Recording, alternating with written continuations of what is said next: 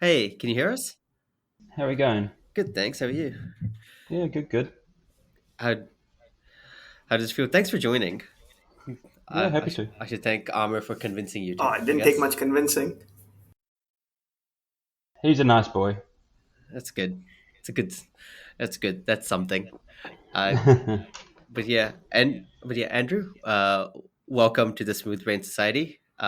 So essentially, the way it goes was I was interested in asking or talking about artificial intelligence because I have no clue what it is about. And I thought, who do I know who knows anything about AI? And then all I needed to do was walk across the hallway and knock on my brother's door because he's doing a master's in artificial intelligence. So I've got him on here, and he hmm recommended that Dr. Andrew Lensen, and I need to specify doctor, um, would be one of the best people to ask to come on and talk about artificial intelligence and the ethics around it. So, Dr. Andrew Lensen, he will. I will read out his introduction, but I do not know half these words, so he will need to explain them further in a bit. But he has a Sure. PhD, is a senior lecturer in artificial intelligence at the School of Engineering and Computer Science. His core research interests center around explainable AI, genetic programming, unsupervised learning, and real world slash interdisciplinary AI in New Zealand. So I read all these things. I have no clue what they mean. And hopefully, across the course of this hour, you will help me break it down. Also, on the episode is my brother, Amer Hussain. I'll let him introduce himself a little bit and what he does and what his relationship to AI is. Hello. Yeah, so I'm doing a master's in AI. My research is in the use of genetic programming for multi target regression. In other words, it is simultaneously uh, predicting specific values based on a given set of information. Um, Yeah, and more specifically using fish data. So I'm looking at information we get from fish, and based on that information, assessing the level of nutrients, or assessing the level of proteins, carbs, fatty acids, and a select group of nutrients in those fish. Awesome, cool. So, yeah, welcome, guys. Welcome, Andrew. Thanks for coming. Uh, can I start with a little bit of background on yourself? I gave a little bit of an introduction, but I guess that does not give the full story. So could you tell us how you got into AI and what AI is? Yeah. So I like to think of myself as an accidental academic, in that I never had grand visions of being a doctor of any kind or work in a university.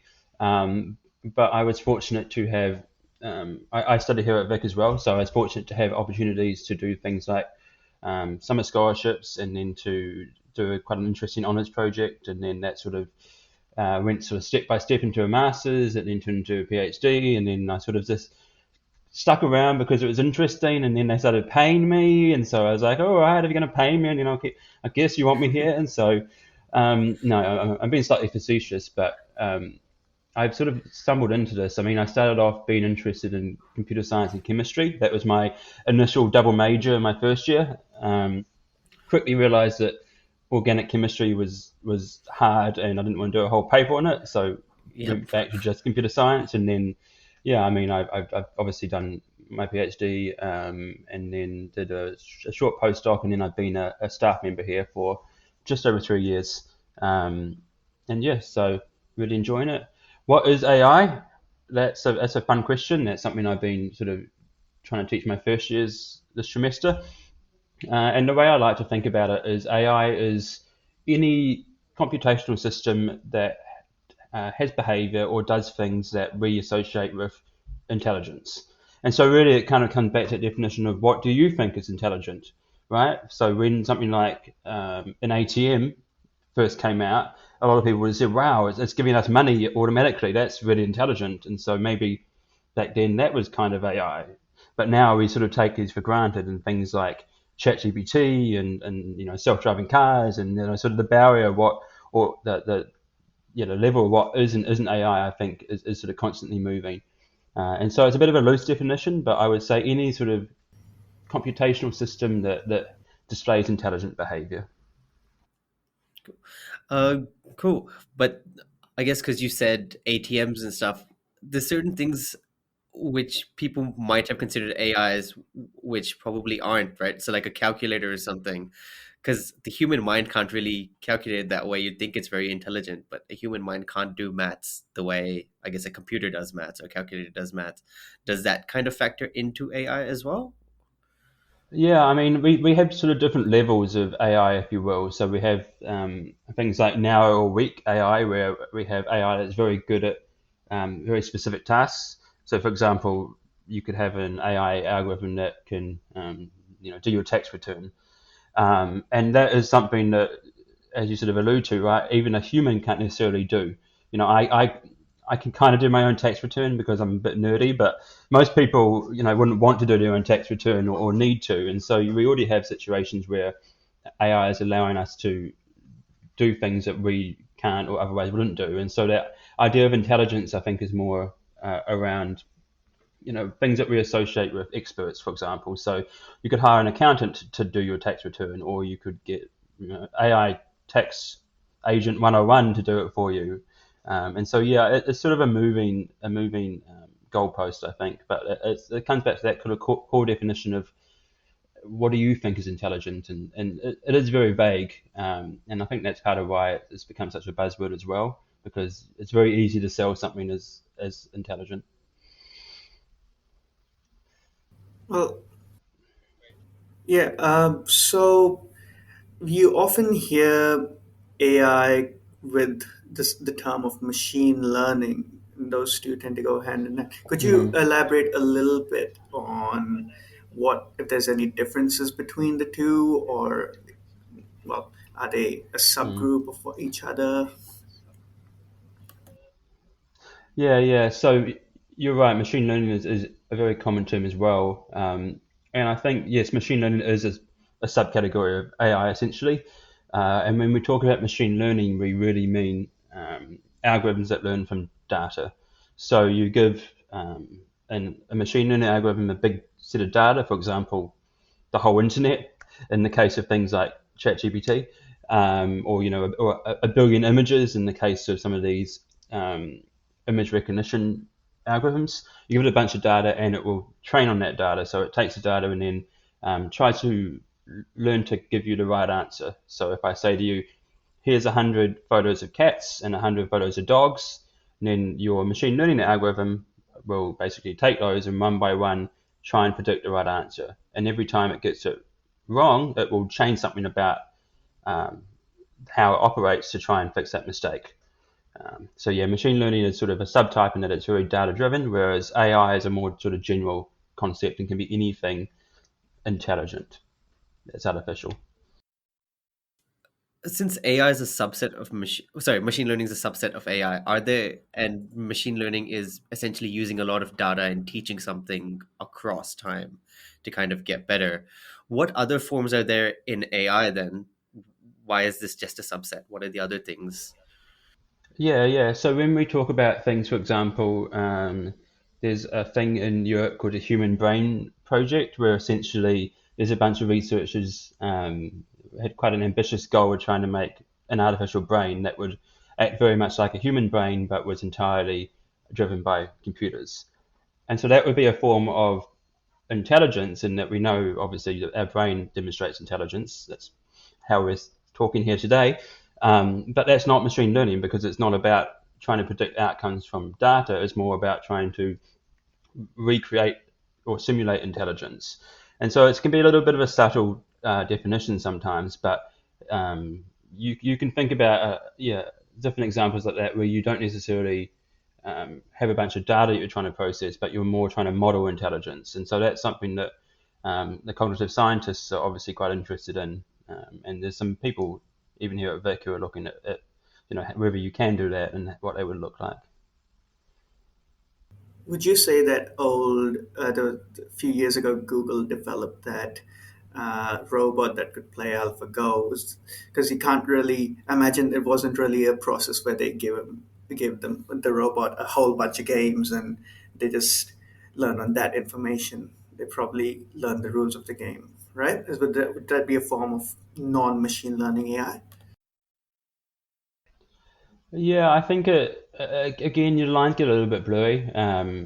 Definitions are always changing, but yeah, when Google was producing AlphaGo, which is I guess the AI model that is beating champions at Go now, they use a lot of what we call reinforcement learning, which is a type of machine learning, and that they basically simulate a whole bunch of games, and then their AlphaGo AI model tries to learn strategies to win at those games. And so it will play a game, and then at the end it will get either a reward. So, for example, I won this game in 17 turns, that's good, or maybe a penalty. I lost this game, my strategy wasn't so good. And so I think primarily they're using this idea of reinforcement learning, which is a type of machine learning, but is not quite as data driven, perhaps as we would traditionally say, because it's not really a big database, right? It's more simulating games, playing games, and then getting feedback. So yeah, the lines do blur a little bit there.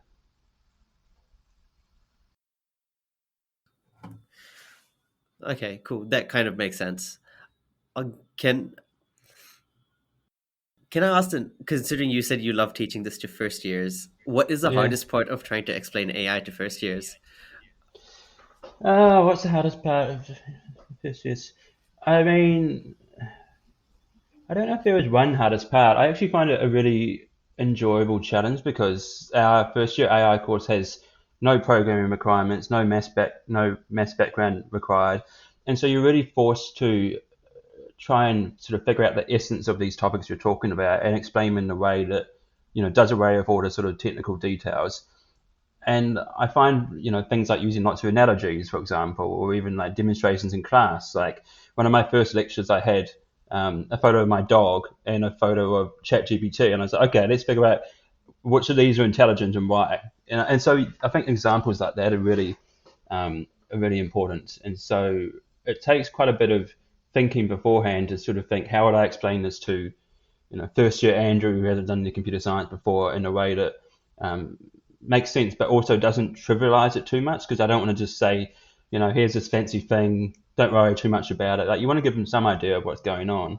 And so it's been a really sort of fun challenge, and it's actually forced me to understand concepts better myself as well. And so I really like that part of it is it's not just how you teach the students, but it's also clarifying those thoughts in your own mind around what are the really, what are the fundamental principles here.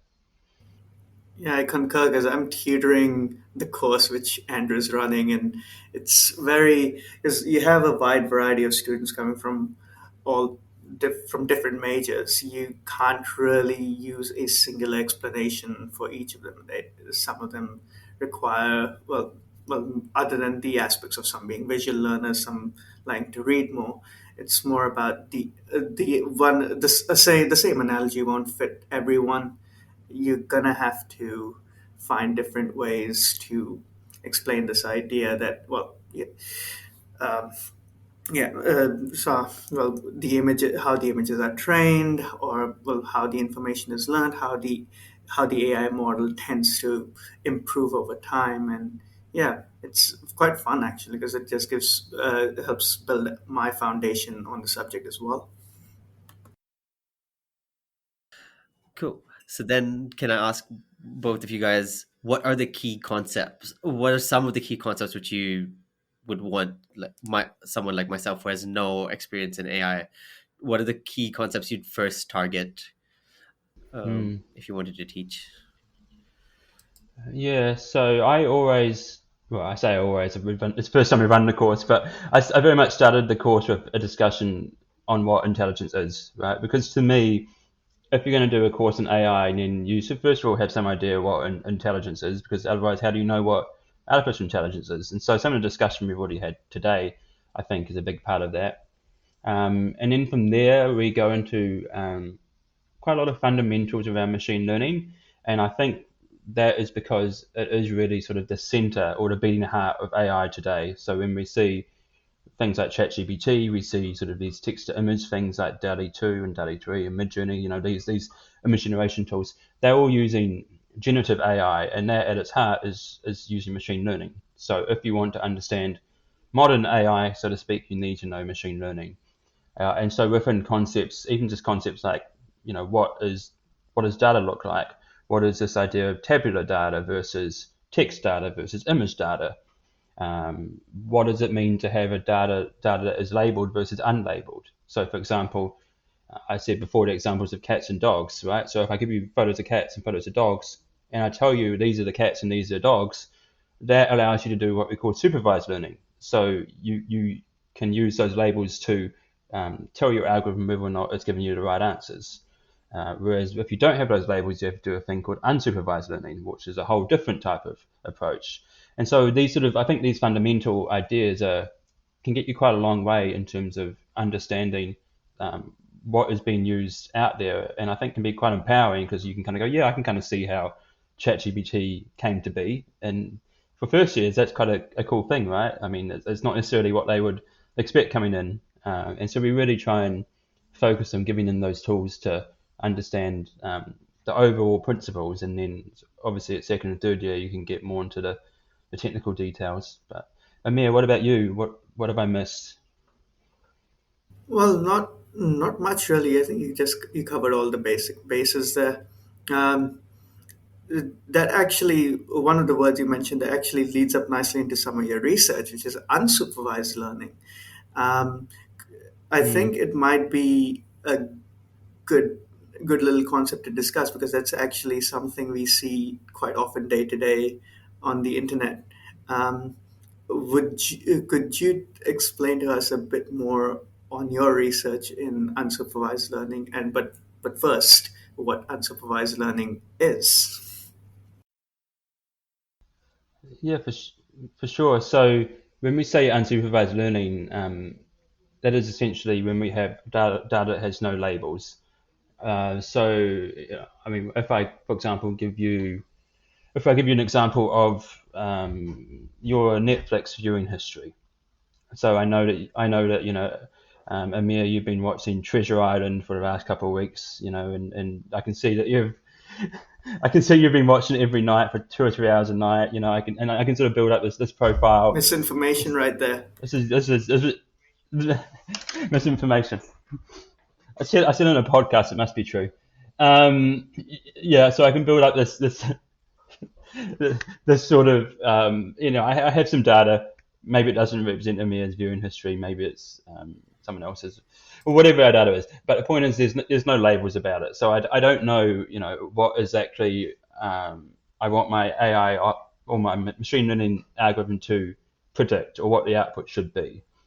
So, if we talk about to contrast that, something like if I said I want to predict house prices, then we know how many bedrooms a house has, how many bathrooms it has, where its location is, and we know what it last sold for, and so we could build a model to try and predict the price based on that. Whereas for unlabeled or unsupervised learning, we don't have any of those labels, and so what we're doing there is things like trying to recommend Amir his next show to watch based on what other people like him have been watching. So if he's been watching Treasure Island a whole bunch, then maybe he would like to also watch, Keeping Up with the Kardashians next. Like because we know that people who watch Treasure Island often will watch Keeping Up with the Kardashians, and so that would be a form of unsupervised learning because we're not saying this is this is a label of we're not saying Amir is this type of person, this is a label, but we're saying what do other people like and what are their behaviors, and so that would be something like a recommender system, and that's actually a lot of what places like Facebook, um, Meta more generally, and Google and Twitter, or X I suppose it is now, are doing, right? They're looking at what people like you, what their behavior is, and then using that to help suggest things to you. Um, yeah.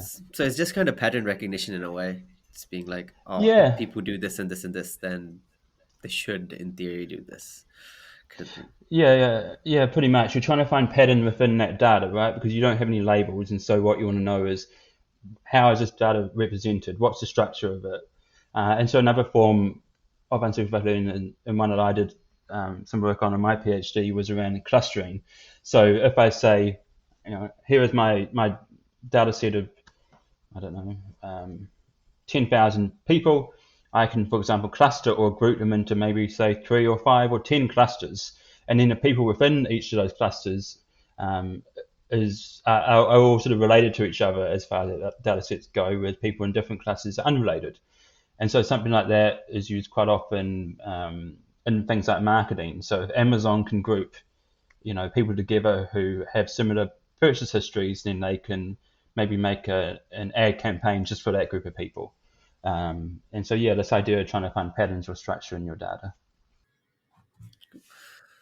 Cool. Uh, so, but with clustering and all, you need to start off with some data points to begin with, right? So you can't start this out of nothing. So I'm assuming your algorithms get stronger the more data you put in all these. What do you say? Yeah, in all these types of AI, you need to start off with something to create more. Um, but then from that point, is there an issue with the data you use itself? So for example, you said using people's search histories or whatever. Is there an issue with using that information without someone actually giving it to you?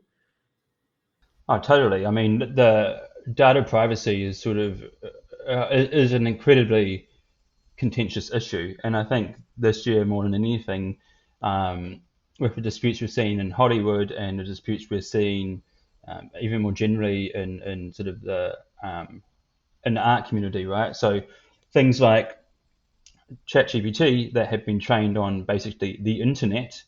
There's a lot of questions there about, hang on, have they asked permission to use this data? If you write a blog post or if you host a podcast, do you mind if OpenAI or Google or whoever it is using that data to train their model? Should they be asking for permission? Should they be giving you some money to do that? It's a massive legal question and also a massive ethical question. Um, Legally speaking, it's looking like maybe they might not have to, because it's not a copyright issue necessarily, because they're not copying, they're sort of learning from it. But there's a lot of lawsuits going on, especially in the US around that at the moment, especially in Hollywood. And then sort of ethically speaking, it's a much more subtle question, because some people will say, I posted this online, I don't expect to I put it out there for people to read and to use however they want. I don't expect anything back. Now, if people say, well, hang on, no, I posted this for humans to read, and this is, a piece of creative writing. Maybe it's my poetry. I don't want someone else taking that and then sort of stealing my creativity and then using it for their own good. And so there's a very big question here, and depending on who you talk to, you'll get very different perspectives as well.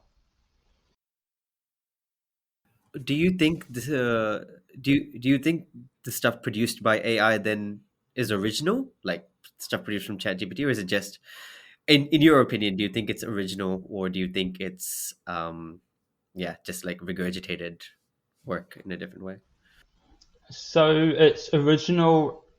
It's often original in the sense that it has never existed before.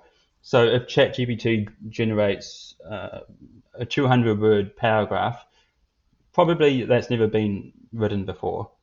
Sometimes it might have been, but most of the time it hasn't been. So it's original in that sense. Um, but is it?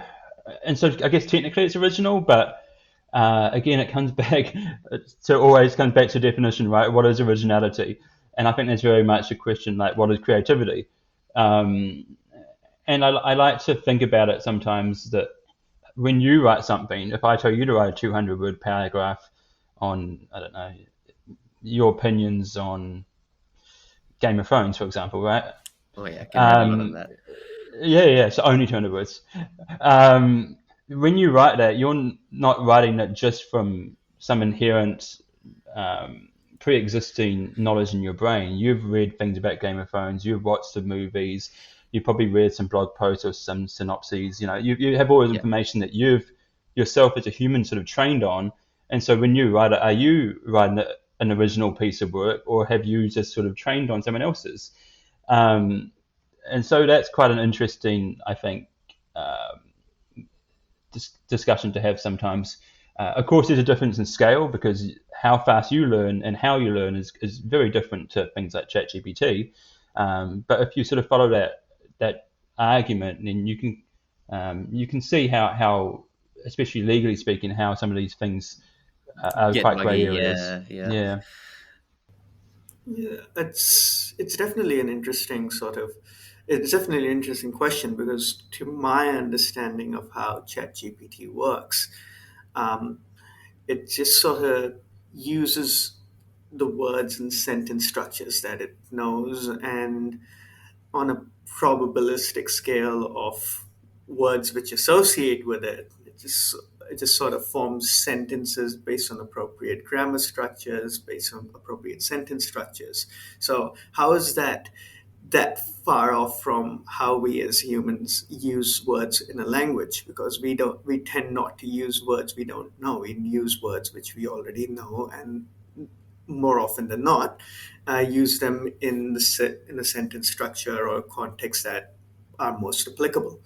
And ChatGPT sort of operates on a similar sort of dynamic, uh, where because it's sort of because of the way it works, it won't always have the same sentence. If you ask it a question, it can quite often have formed that sentence in different ways because it has a small element of randomness to it, which allows it to exert that um, generative quality or that creativity aspect of it.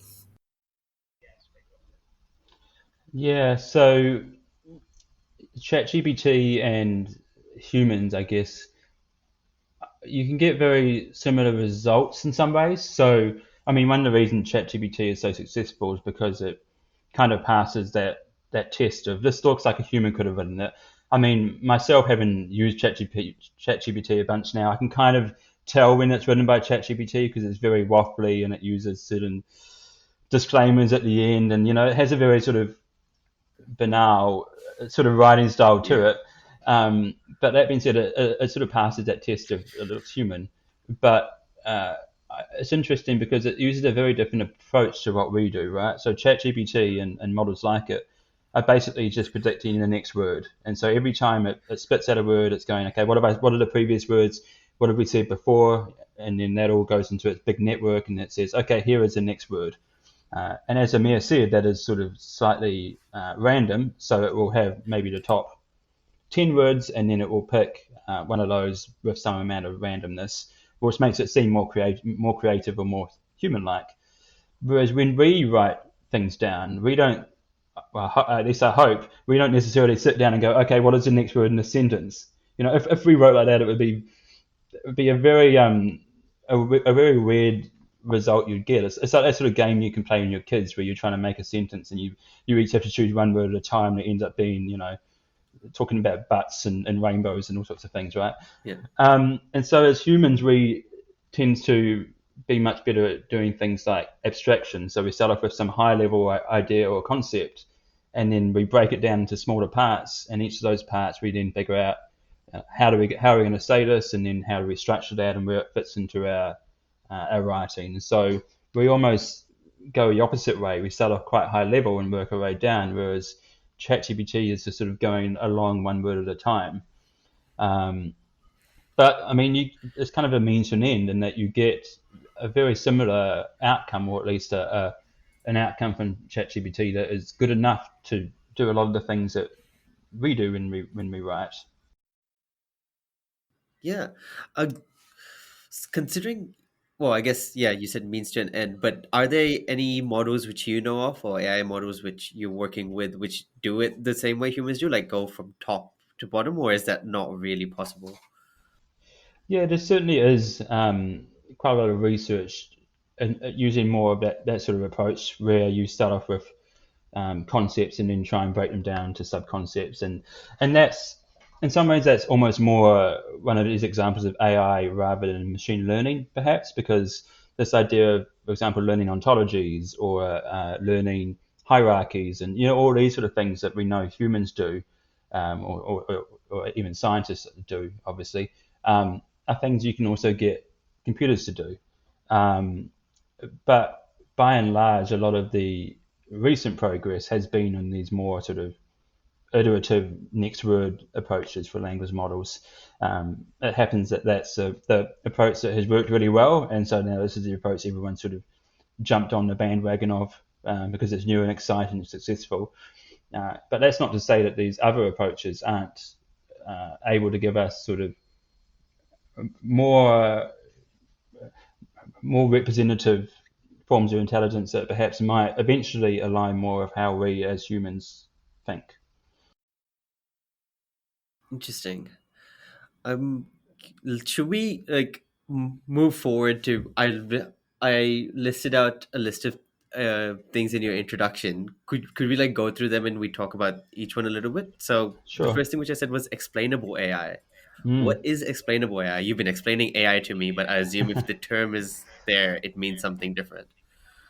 Yeah, so often when we talk about modern AI, we're talking about, as I said, we talked a lot about things like ChatGPT, for example, and the models driving ChatGPT are just absolutely enormous. So we're talking about something that has 1.7 billion numbers in it, and each of those numbers will be some real valued number. So maybe it's 4.973 or whatever it is, and you have 1.7 billion of those. And when it gives you an output, it's basically doing a big calculation using all those numbers. Um, and so what that means is you really have no idea what it's actually doing inside, right? If I put something into one of these models and it gives me an output, I can say, oh, that's a nice output, but I don't know how it got to that output. I mean, I can maybe have some intuition based on how it was designed, or I can do some very high level analysis, but most of the time I have very little idea. And so explainable AI, on the other hand, is much more focused about, okay, how do we make these models that we can understand? So if I put in your details for a bank loan and the model says, no, no bank loan for you, I mean, you want to know why that is. You want to know what a decision is. And so if you use something like an explainable AI system, then maybe it can say, oh, your bank loan was denied because your income was below this threshold, or you don't have a high enough deposit, rather than just saying, no loan for you. Nice sort of analogy I like to use when it comes to these two types of AI. So regular AI, so black box AI versus explainable AI is a black box model would be something along the lines of you see a cow going into a beef jerky factory and the next thing you have is beef jerky. You do not know what happens inside the factory. And I'm pretty sure not many people would want to know what's going on in that factory for that beef jerky to come out. So, explainable AI is just sort of our doorway into the factory to just have a look at what exactly is going on, as grotesque as it might be. Uh, yeah, so that's sort of the analogy I tend to use when trying to explain why Mm, what the current AI does and why explainable AI is important. it's a good one. It's a good one. It's great for a vegan documentary as well. Uh, but okay, so if we're doing that, is is there a sort of apart from the benefit of like seeing what's going on, are there other benefits to it as well? Can you alter what's happening inside then because of it, if versus the black box where you don't know what's going on at all? Yeah, I mean, that's a really salient point, right? And so there's almost a scientific discovery point to it as well, right? So if you want to make a really good model, and you can't really understand what it's doing inside, then it's much harder to try and improve it or to make it more accurate or those sort of things. And so from sort of a scientific perspective, it's a very appealing to have models where you can go inside and go, oh look, it's obviously done this thing wrong. How can I change my algorithm to try and fix that? And so I do a lot of work with, for example, people in ecology and in law and other disciplines. And if I give them some massive black box model that gives very accurate results, they'll go, oh, that's nice. Good job, Andrew. But they won't really trust it and they won't really want to use it because they don't. I mean, first of all, they can't validate what it's doing. And second of all, as an ecologist, you're not interested just in getting the best results. You want to know why you get those results. And so, explainable AI as a sort of a research tool, I think, is also a really interesting and often underlooked benefit. And so, yeah, it's a good one to bring up too. A nice sort of Um, sorry to interrupt, but there's a nice sort of dichotomy because the current project I am Mm, doing, or I'm doing my research for, is composed of three different teams. So Vic has the AI team, we have a biochem team, and a team from mm, the uh, pisciculture industry, the one in Fish. Yep. Um, so and we asked both parties, well, which what do they prefer? Do they prefer the models to be explainable, or would they rather just good results? And you had the biochem team who were very curious as to know what's going on in the model, and they had a vehement yes. While as the industry people just said, "Oh, we don't care. We just want good results, and if something goes wrong, we will point to you."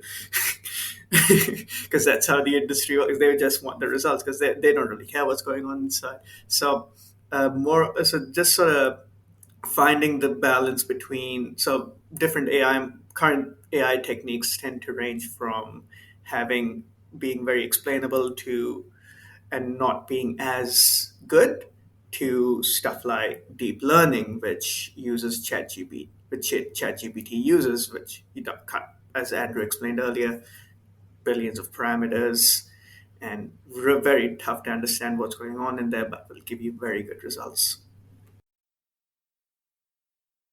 so, um, because of that, is not knowing a kind of concern that the AIs will become sentient or they can't make their own code. They just follow whatever code you tell them. And we're getting into sci-fi part now. Uh, it was bound to happen. Um, yeah, I mean, I don't think of that as sort of a direct outcome of explainable AI in terms of necessarily having an effect on whether or not things become sentient. I think that's more of a wider discussion around. I mean, there's still a very open question there about whether or not it is possible for these models to become sentient. And I hate to do this again, but again, it's going to come back to your definition of sentience, because we all know that even philosophers and psychologists will debate all day around what sentience actually means.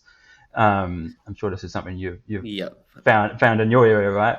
And I think what people are really concerned about is having these sort of AI models that are in the real world and are able to do things better than anyone else, or to um, basically take over the world, right? So the big sort of scary thing is we'll accidentally create some AI system and it will escape from the lab or wherever it is and run around the world and kill everyone and take over, and that's the end of humankind. Um, I don't think we're anywhere near that point. And you could debate all day around whether it's even possible to get to that point. And so I tend to, and this is sort of an easy out for me, but I tend to focus a lot more on more immediate threats around things like, data privacy, data sovereignty, what the sort of social benefits versus risks of these algorithms are, right? Because I think if we can have a debate around AI replacing jobs, or AI being used in ways that will make existing inequities worse, then we're sort of starting that discussion that will needs to be had before we even start talking about sentience. Because when we decide what we want AI to do in our society, I think we'll probably find actually no, we don't want to create these sentient models. And so then we will need to talk about things like regulations and other ways to try and prevent that from happening. Again, not that I think it's a sure thing that it will happen, but it tends to be better to prepare for the very unlikely worst case rather than sort of go, it'll probably be fine. Yeah. I This reminds me of I think there was a news article a couple years ago where some scientists had discovered mm, how to create an embryo from dinosaur bones or from Mm. dinosaur DNA, and the first comment under it was this specifically four movies telling us why this is a bad idea. Yeah, Uh, yeah. so mm, um, yeah. a bit similar. Can we then talk about your work around data privacy and security and all those issues? Because I think that's very interesting. So yeah, kind of what do you do around it? Yeah, let's just see where you go. Freeform. Yeah, so I haven't done that much direct on a data privacy part of it, but I am quite interested in using things like explainable AI as a tool for understanding how decisions are made with people's data, if that makes sense. Um, and so when we see, central government, for example, are very interested in using AI to make their processes more efficient and to sort of automate things. I mean, we know that ACC has a really big use of predictive modeling, or excuse me, or AI, where if you go to a doctor for a reasonably normal injury, like you cut your leg on the trampoline or something, you'll often get a text before you leave a doctor's office saying, "Yep, your claim's been approved," and that's a predictive model, an AI system that is making that decision. And so, to me, the interesting question is then, how can we understand how it made that decision? And I think that itself is a data privacy, or just a data sovereignty even issue, right? Because if there's a system using your data, you want to know, well, you may want to know what data it's using, and as we said before, how it's using it to reach that decision. And so if you get denied, then can it tell you why you don't get your ACC claim? Um, for Cloudy, ACC only uses it to sort of do fast approvals, and so if there's something that wouldn't get approved by that system, it goes to a human for manual review. And so they have a safeguard there, but even there's perhaps a bias in that if you don't get a fast approval, maybe you're less likely to get approved in the long run. And so, um, yeah, I've gone on a bit of a tangent here, but to me, I guess that's the interesting part, is how we can build these systems that are trustworthy, especially in these more governmental applications where the government has a duty to do right by their citizens. If a company is using your data that you've given them in a way you're not happy with, I mean, you can kind of stop using their product. But if the government's doing it, it's a bit harder to opt out of that sort of system. Sorry, Andrew, there's a bit of a tangent, but your Mm, ACC example sort of mm, brought up this question for me. How would you differentiate? Because I imagine most of the modeling which government agencies do would be statistics based, mm, statistical modeling. How would you differentiate mm. between statistical modeling and AI modeling? Yeah, so I think it's sort of a natural evolution of what government's already doing. So, I mean, I feel like government was one of the first places to start to use things like business rules, sort of if-then statements. If you're if, for example, use an ACC example, if your injury is less than $200 a risk, approve it. Like that sort of statistical modelling, and it's quite natural that they're going to take that modelling and then, I mean, probably very slowly because it's government, very slowly evolve it into more machine learning, or I shouldn't throw shade at government. They're very hardworking people. More sort of advanced or more modern AI approaches. And so a lot of these concerns that we're talking about are ones that have been around for quite a while. But I think it's just that um, modern AI is we know is much more highly performing and can operate much more quickly and at scale, and is also inherently more of a black box. So a statistical model, or a sort of a business rule model where you can look at the rules, versus a neural network model where it's learned some rules but you can't see them. And so I think we're just seeing these concerns sort of grow in significance these days. Do you, do you think with because you said, well, with a private company, it just don't provide to the private company. Do you think governments and all need to get slightly involved? Because a lot of private companies, I feel, they were really big, and in many ways, you kind of need them these days for communications and so on and so forth. So, how, as someone who works in AI, do you recommend countering? Yeah, for sure. I think uh, we definitely need stronger legislation, particularly around data. I mean, we have a privacy act that is almost up to date with internet, not quite. They've almost got up to date with internet, and that was a few years ago, right? And so our privacy laws are actually pretty good compared to a lot of the world, but are still quite behind where they ideally would be.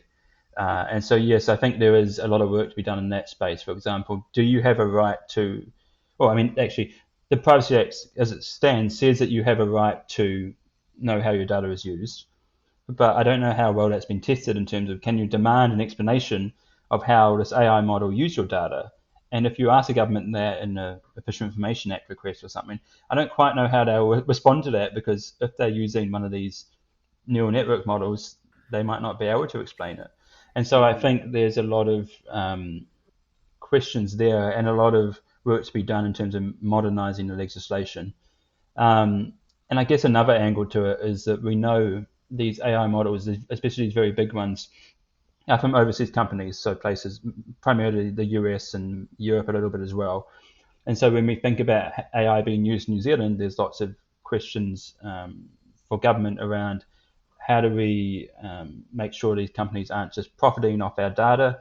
How do we make sure these AI systems are designed for New Zealand? So a Western model trained in the US is probably not very aware of Māori data sovereignty or tikanga.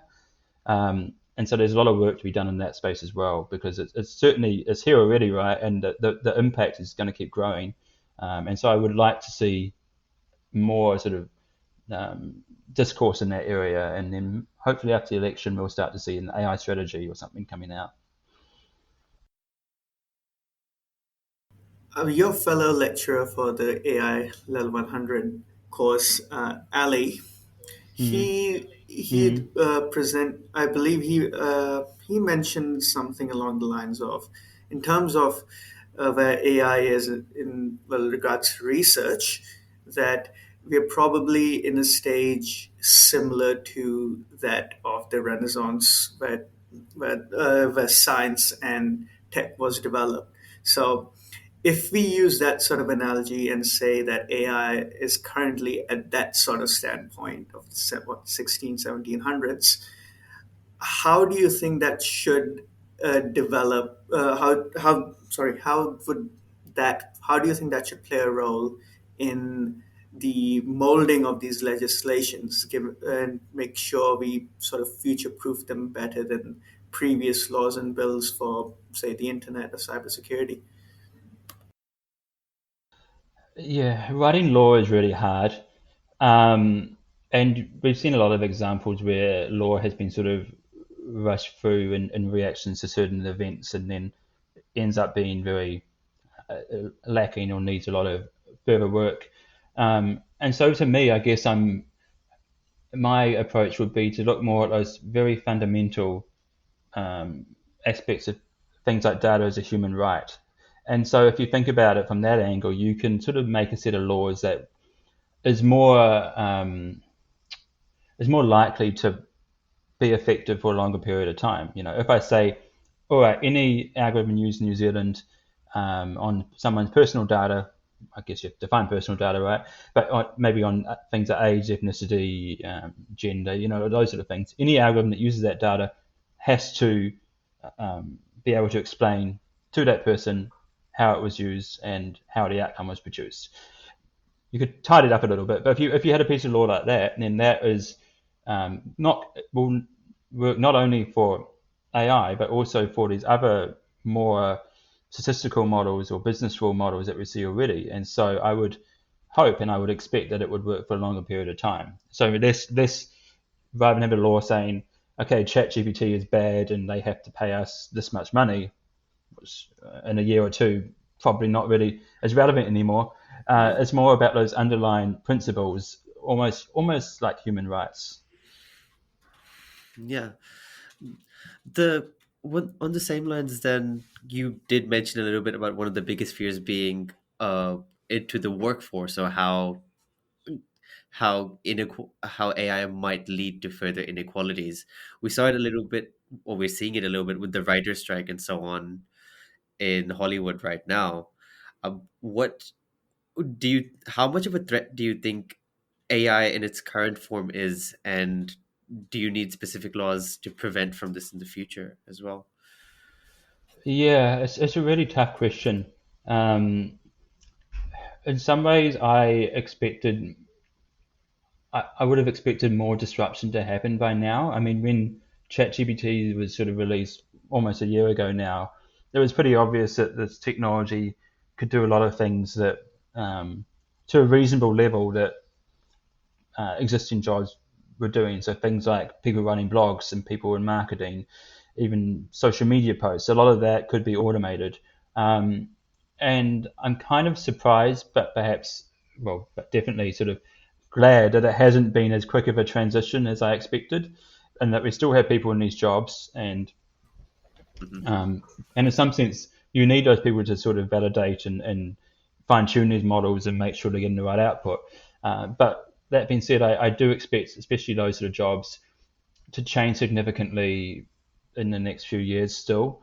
I think companies are already working on how to integrate this technology into their sort of pipelines or into their processes.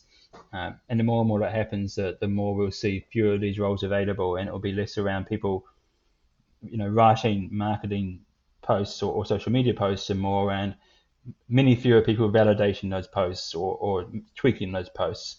And so, to me, there is certainly a concern here in that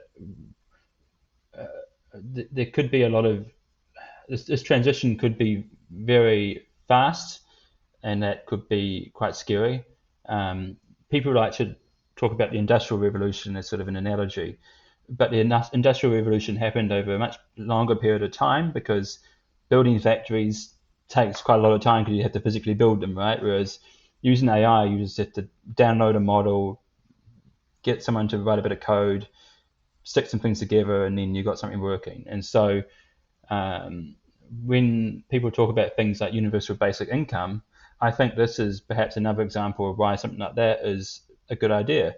Because if we don't know exactly where this technology is going in the next 5 years, and then having more social security and these sort of these things in place in case we need them is a much safer approach than saying we'll see what happens. It'll probably be fine. Hmm.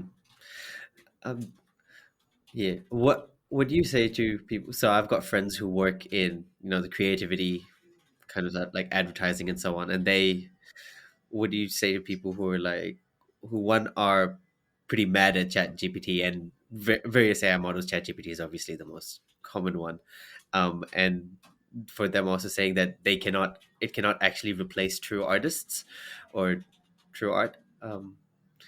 Yeah, I mean, I would be mad as well, and I kind of am mad because I don't think we've seen our government or even society more generally sticking up for these people, right? So we, as a society, we've always sort of undervalued the creative field, and I mean, I think that's because we get a bit political here, but it's because we're built on capitalism, right? And so we're driven by profit, and so things like the creative industries that sort of have to scrape by, and we don't see the support for them that they probably really deserve.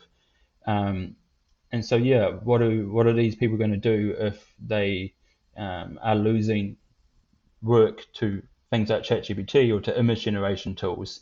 And it's not to say that these tools are better than them. By no means they are. I mean, the creative industry is still much better at communicating to people, understanding what they want, and then building something that's actually has a human element to it. Yeah. And so I think there's always going to be a role for that, much like there's still a role for painting, even though we have photography.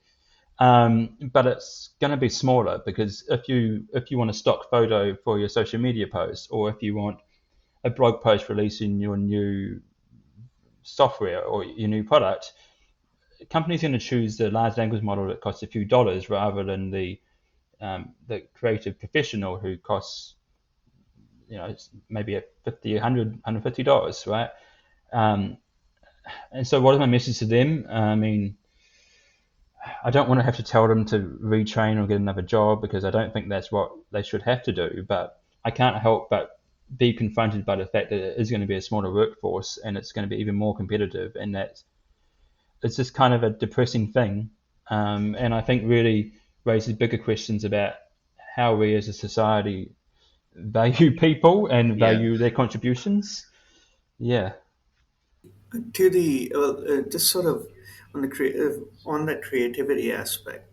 If you, I imagine, well, I'm not an expert in the arts, but um, the stark differences from the lens of an artist between classical Mm, pieces of art against modern art uh, are mm, significant. Uh, and if from my perspective, if I trained, say, something akin to ChatGPT, but for art form on images pre, say, 1600s, no matter how creative it is, it probably would never be able to come up with something the modern art movement came up with, which is quite mm, different. It would be able to make plenty of mm, pieces which are inspired by those art pieces from that period, but not be able to make something completely new. So one aspect could, or you could look, one way to look at it could be that it could also breed some new evolution in the creative world of doing something new, and but at the same time uh, it is, as Andrew said, a very sort of difficult period, and it, there's no sort of guarantee of how this all will play out. yeah, I think there's always going to be a role for artists because there's always going to be a desire to have art that is driven by human experience and human emotion. And you see when you look at artwork, you talk about artwork from the 1600s, and you learn about what the creator was going through in their life at that time and how their sort of mental disorder linked to this creative art stuff. They have all these human elements to it. But I think the economic value of things like digital art, and for example, are going to suffer because it's just so easy to automate it that companies who just want a pretty picture for their press release, they're not going to see that value financially speaking. And I think that is where the impact on jobs and impact on careers is going to is going to be an issue in terms of it as a hobby and and even for some artists to actually still be very famous artists and be very successful artists. That's not going away, but it's that sort of that bulk of the creative work, the sort of contracted work. It's a bitty. It sounds like a. I won't say a grim, but it sounds like a sad picture until like legislation and all is done, and as a society we kind of change our priorities a little bit. Let's move on to something slightly nicer. You in your bio, you say you have a number of collaborations under AI for good. Mm. So let's talk about that. Let's talk about the good parts of Yeah, yeah. AI now to kind of finish. So, what are part of these collaborations? Yeah, so I think one of the really nice things about working at a university is I get the opportunity to sort of set my own research agenda, right? To some extent. If I start doing, jazz piano or something, they might like pull me up for it. But if as long as I'm doing something to do with AI, I can sort of do what I want. Um, and I try and take advantage of that and try and sort of explore ways that we can use this technology to actually improve issues in our society. And so AI for Good being sort of a movement, an older movement now that is around how do we use this in a way that is more or less for good purposes. And so one of my favourite collaborations is with Dr. Rachel Shaw in the School of Ecology. And her and I are working on using AI to automatically identify individual kaka at Zealandia. So if I put a camera in a nest box and Bob the kaka comes along, I take a photo of him and I can say, oh, look, that's Bob. I've seen him before 5 days ago in Wilton's Bush. And now I know that Bob's gone from Wilton to Zealandia. And so you learn a whole bunch of things, for example, around their sort of nesting patterns, around whether or not they commute, because apparently birds commute to and from Zealandia. I guess it makes sense, right? You have a nest set up there. Yeah. And even things like population dynamics. So do the same birds hang out together?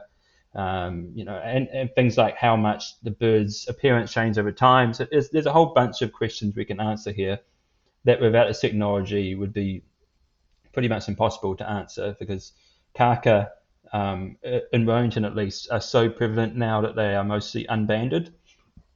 So it used to be that when a kaka was born, usually at Zealandia, researchers put a series of colour bands on their legs, and then you would be able to identify them based on those bands. But now that there's so many of them, the majority of them don't have those bands. And even if they did, the amount of work it takes to have usually a semi-gullible postgraduate student sitting in the field looking at the bands and writing them down, it's quite expensive. True. And so this technology would allow us to basically find out a whole bunch more information and to tackle things like some of the issues we've seen recently where kaka are starting to try and feed out of bait stations. So poison stations, kaka are very curious and they like to try and stick their heads in, and that can end very badly. And if we can understand if it's the same birds or if it's certain locations, there's all this information we can gather that would lead to a lot of really interesting ecological findings and also conservation advantages. So that's just sort of one of the examples of things that I work on, which I think it's pretty hard to find some bad part too. I mean, yeah, maybe we don't have as many students sitting in the field, but then hopefully those students can spend more time analysing data and looking at results and find interesting behaviours, but that sort of thing. What would be the hardest, sorry, what would be the hardest part of this process? Would it be the data collection or would it be applying of the AI method? It's definitely applying it because so this whole research direction is based on um, uh, hypothesis is the wrong word because we have confirmed it to some extent, um, but we believe that kaka have quite distinctive beaks because they are parrots, and when you look at their beaks, you can see quite um, sometimes reasonably subtle, but certainly differences in things like beak textures, the shape of the beak, the angles of the beak, all of these things. And so we know that kaka look different, but what we don't know is, for example, how different they look. So is it minor variations? Is it always big variations? And even things like, do their beaks look the same every single year? So if I look at a bird now and a bird in 5 years, will its beak be the same or will it have changed completely? And so we know that we can distinguish them, for example, within maybe a single season, so maybe one summer, but we don't yet know, can we do it every summer? And sort of counterintuitively, the more and more birds that we get pictures of, kind of the harder and harder it will get because there are more and more beaks and they are more likely to start to be more similar.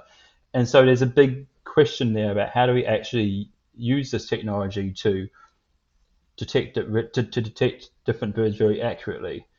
And so I think this is another really good example of where using AI for an interdisciplinary application then raises new computer science or new AI challenges.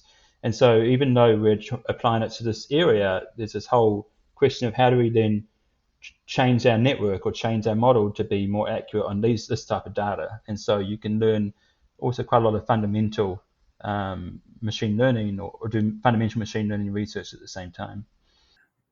That's that was just very well explained, and also I think my head just went a bit expanded quite a bit. So I'm trying to think of what to ask next.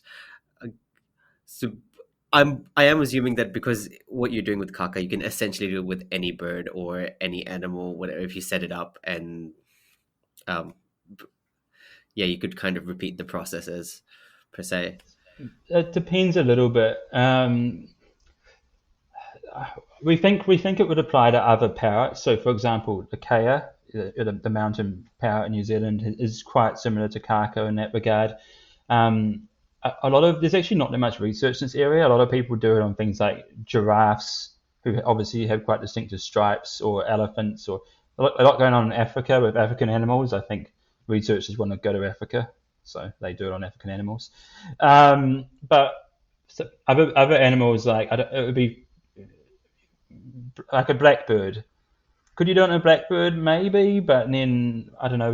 Whenever I've looked at a blackbird, they all look pretty similar, and maybe that's me being speciesist, but we do need to have these sort of visual differences in order for the machine learning to find them, right? And so if Yeah. you or I can't tell the difference between them, then it's going to be quite hard, or it's going to be harder for a A model to machine. do that. Yeah.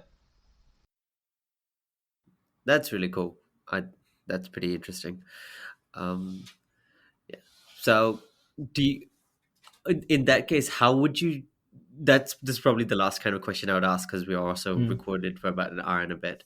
How would you then, for like a blackbird, you said, which is pretty hard to see, or for things mm, where human vision or whatever cannot identify it, therefore making a model of it is really hard. How would you create mm. models for those things? What would be the step to? Yeah.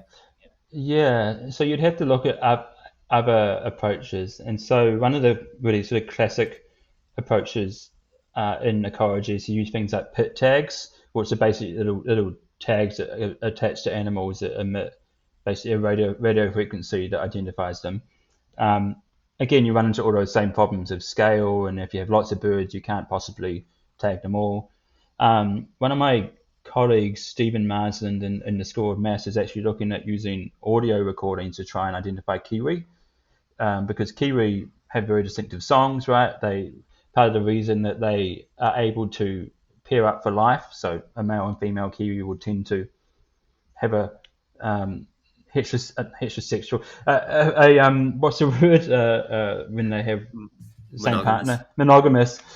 I mean, I don't know. I don't actually know about the sexuality of kiwi.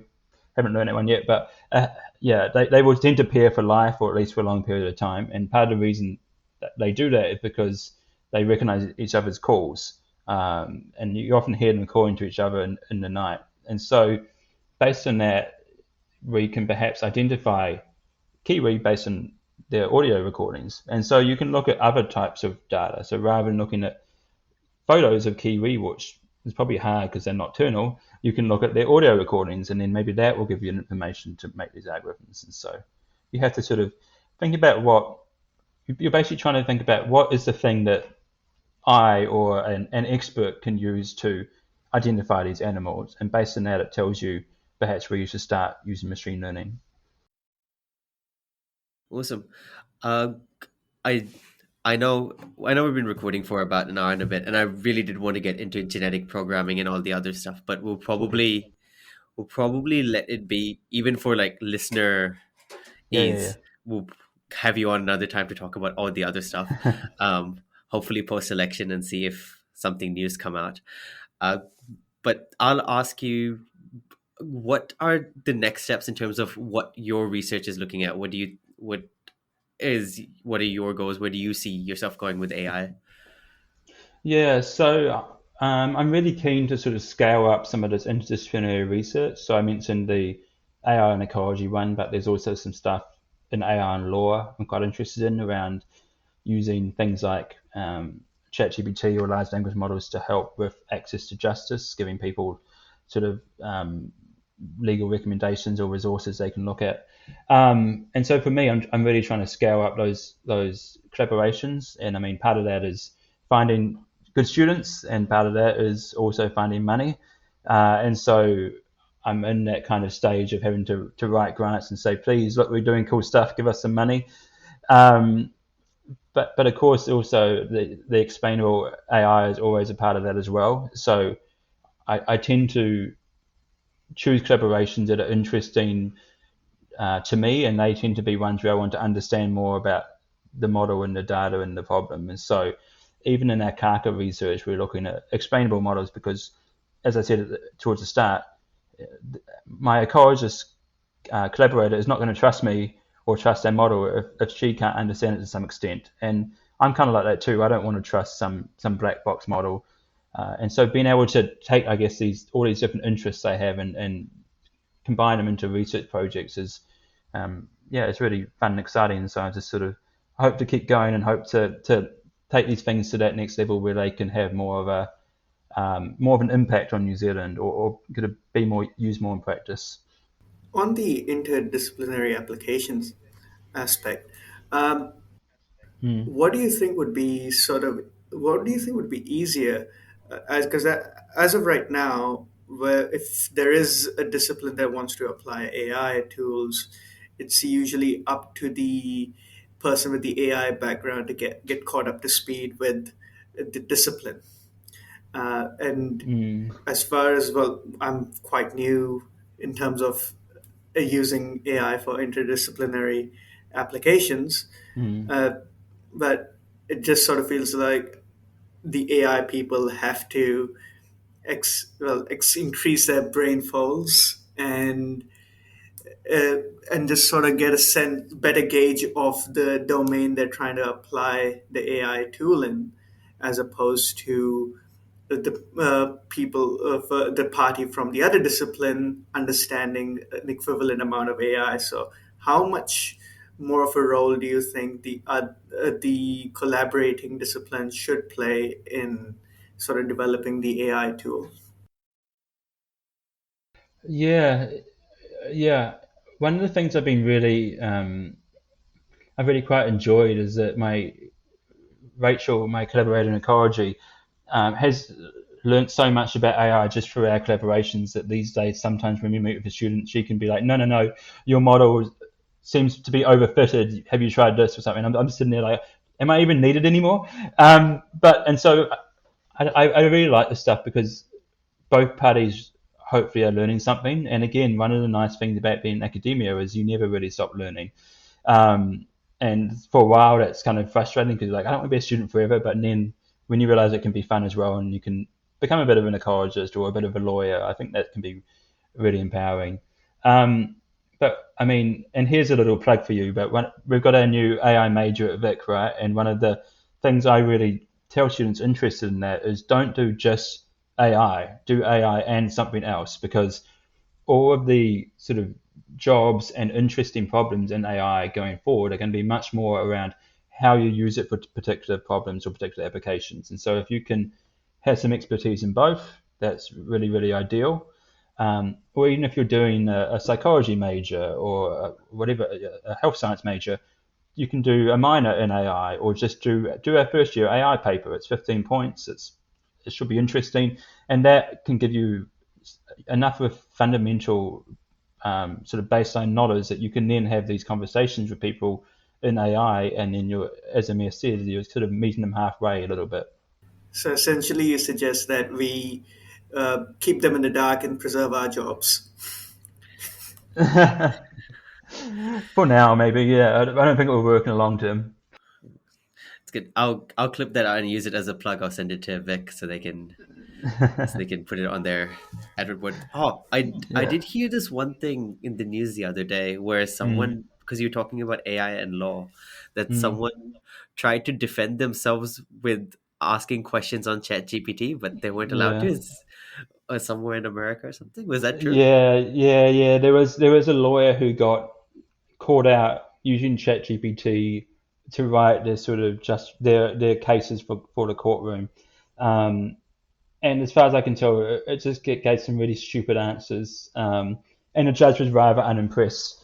The lawyer sort of claimed ignorance, said, "Oh, I didn't realize it wasn't allowed." But I mean, students use that excuse sometimes, and it doesn't convince me, so I don't think it's going to convince a Yeah. judge. So yeah, and I think in the legal profession, where so much of it is based on, at least in the courtroom, is based on arguments and making convincing arguments. Things like ChatGPT are not going to replace lawyers yet. But yeah, that was a particularly like facepalm example of this is someone who does not know what the technology is actually doing. That was awesome. Thanks so much. All good. As for the end, we're going to ask you a few questions. Amer, I want you to answer these as well. So I guess you guys can alternate your Oh answers. dear. They're just real like chill things, just to end for the last 5 minutes, kind of a wind down.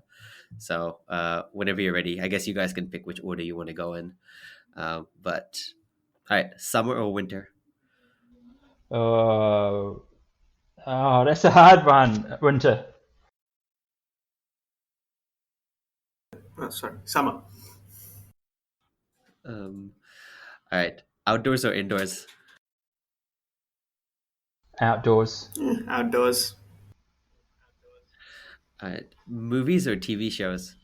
TV shows, TV shows. All right. If your life was a TV show, what genre would it be? horror. I'd like some elaboration on that, Andrew. I'm curious now. No, I like horror TV shows, and so I guess if my life had to be a TV show, I want it to be a good one that would be interesting. But I just realised now that's probably not such a good experience for me, unless I was a villain. Maybe I'll be the villain. There you go. Sounds good. As an AI person, you probably are the villain for a few people. Yeah, yeah, yeah. Yeah, probably like a slice of life comedy for me, Aaron. Would it be an anime form or would it be? I wish it were in anime form. Oh, it'd be so much more interesting. All right. Well, I'll give you this then. Which superpower would you guys like to have? Invincibility. Invisibility or Oh yeah, or invincibility. Can't invincibility? get hurt. Yeah. Okay. Along a similar lines, permeability, so the ability to go through stuff. Mm. You guys have given the most different answers. Most people usually just say like flying or transportation or teleportation or something. So I, Yeah. I like it. You should get more I, li- AI I like people someone's with answer different of being answers. able to find a parking spot at the university.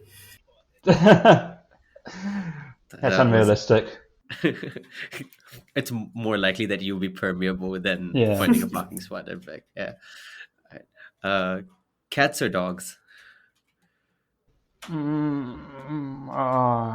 have a cat and a dog. I can't. It's like choosing a favorite child. But I one's your refuse. favorite. You can refuse, Uh, but you know. I refuse. Ah, It's offensive. I can't decide either. I'd say, well, the dogs are far more entertaining, but I'd say my spirit animal is a domestic cat. For, I is a hot dog a sandwich? No. We've had this debate so often. I'd still say it's a taco. Has to be a taco. Yeah, is a taco a sandwich? I think a taco's a taco. I think a hot Yeah. dog's a taco. It's Uh, about your definitions, Andrew. I think It's, I think This is about this is what's a sandwich? you're putting an AI model in here, so it's the same thing. So a Subway sub is a taco because again it's got bread or it's carbs on three sides. A sushi is a Hmm. burrito, or burrito is a sushi, whichever way you want to look at it. Hmm. And empanada is a samosa. These are all true statements.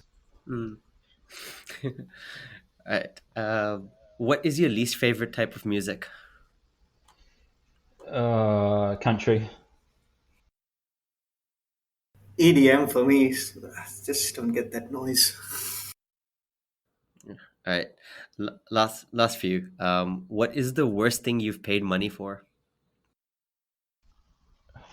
I don't know. I haven't spent much money recently. Uh, I got some really like soggy chips from Burger King that weren't very good. Yeah, But ask me next time. I have to think a bit more long term. yeah, fair enough. Controversial. Something from Auntie Mina's. No, we're going to say your degree. I haven't paid for it yet. Technically, the government has. I've got to pay off the loan. Okay, but speaking of your degree, what is something ridiculous that someone has tricked you into doing or believing? Man, I'm not good at these quick fire questions. Amir, you go. I'll think. There's just so many things that this the host has tricked me into believing as an as an irresponsible older brother. It's, Hmm.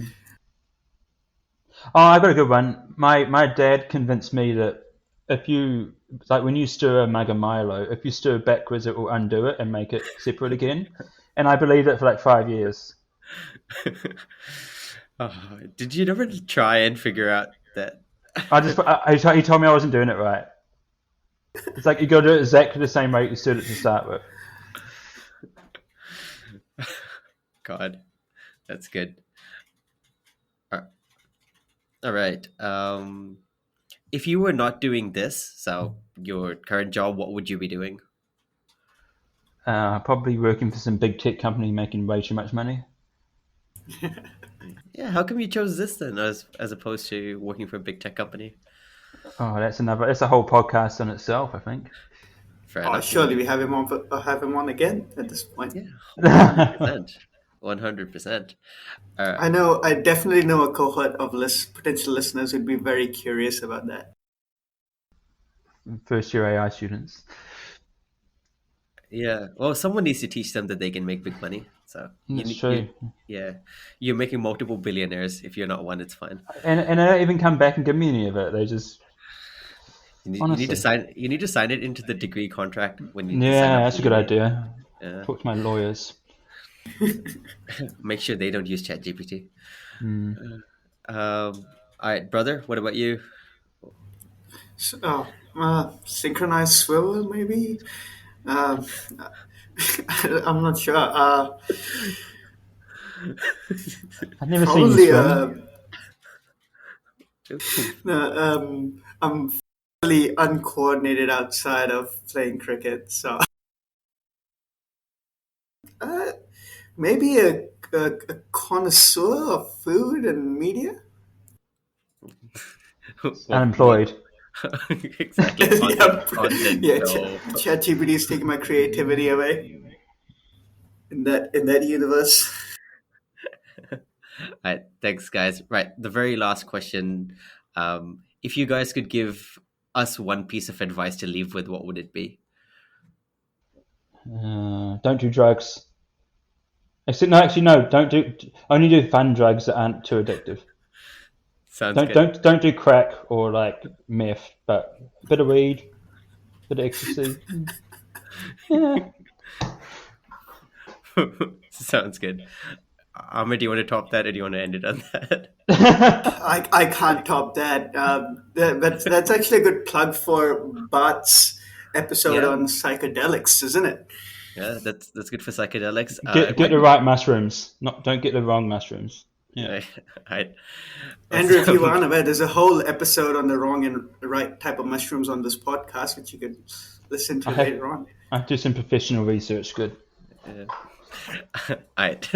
Awesome. Thanks, guys, so much. Thanks, everyone, for listening. Till next time, remember, do the fun kinds of drugs. Bye. Yeah. See ya.